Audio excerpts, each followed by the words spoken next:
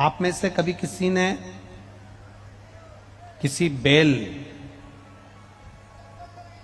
किसी नंदी के गले पर हाथ फेरा है? बोलो, जम के बोलो जरा।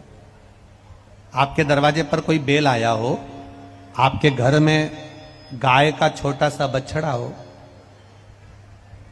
आपके घर में कोई गाय का पुत्र हो, बेल हो, नंदी हो, उसके गले पर कभी हाथ फेरना तो गला ऊंचा करते जाता।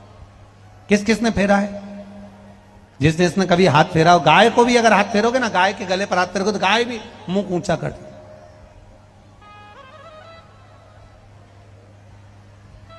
नंदी के गले पर अगर हाथ फेरो, बेसी बेस आ रहा है, उसको आवाज सही नहीं आ रही है, खींच कर बोलना पड़ रहा। नंदी के गले पर अगर हम हाथ फेरते हैं तो वो गले को ऊंचा करता है, और ऊपर और ऊपर।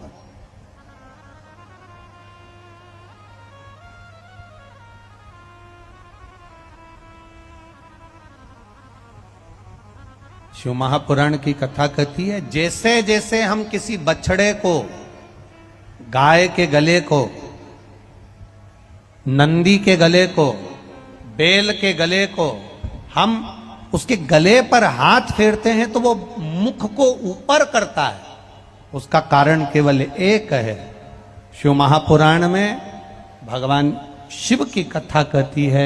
शिव महापुराण में भगवान शिलाद के पुत्र नंदीश्वर का वर्णन करते हुए कहते हैं कि हे नंदी, मैंने तेरे गले का स्पर्श किया और स्पर्श कर कर तेरे गले के सारे विष को मैंने निकाल लिया, खींच लिया। सुनो नंदी,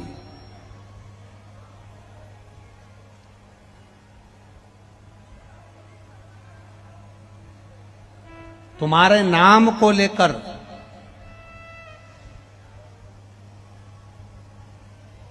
नंदीश्वर महादेव का स्मरण कर कर, जिसके कंठ में, गले में, शरीर में बड़ा रोग हो जाता है, बहुत बड़ा कोई रोग हो गया, जैसे सहज भाषा में कहें कोई बहुत बड़ी बीमारी, बहुत बड़ा रोग, बहुत बड़ी अगर बीमारी, बहुत बड़ा रोग शरीर में हो गया, कोई लीवर, कोई किडनी, कोई कैंसर जैसा भी रोग हो गया, तो शिव महापुराण की कथा कहती है, एक दुर्वा, कितनी दुर्वा? एक दुर्वा, एक दुर्वा, एक बेलपत्र नंदीश्वर महादेव के नाम से शंकर जी को समर्पित कर दो। पहले दुर्वा चढ़ा दो।